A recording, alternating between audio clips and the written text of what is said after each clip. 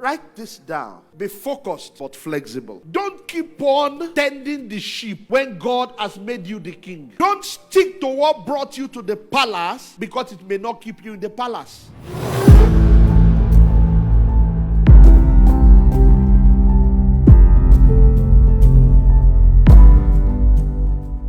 One of the key things on my mind then was that we were not a church.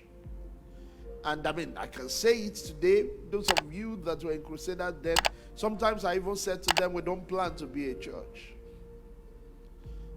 And I was very sincere about that. If I would still have my way today, I would not choose for us to be a church. But then the Lord began to speak to us about church. One day, one of our brothers, Pastor Emmanuel Utuedo, met me in Port Harcourt and said, sir, please, can you stop telling us that we don't plan to be a church? Just keep that to yourself because you don't know what God will say tomorrow. And I saw wisdom in what he said. Did you hear that? I saw wisdom. So I stopped saying that. You can document it. Learn wisdom from others.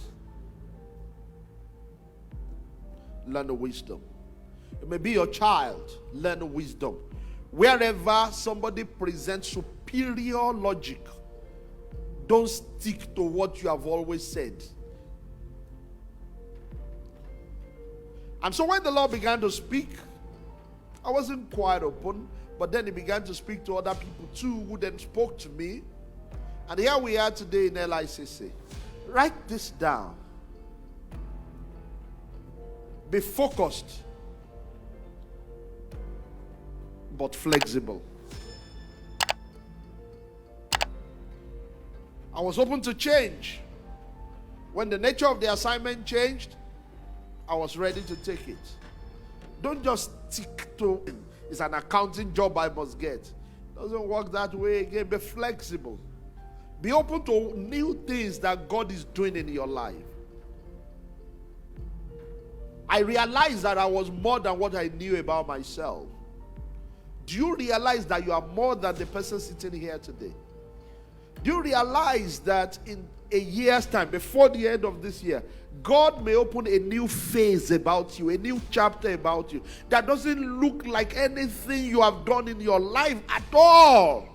Be flexible. Allow God to change times and seasons for you.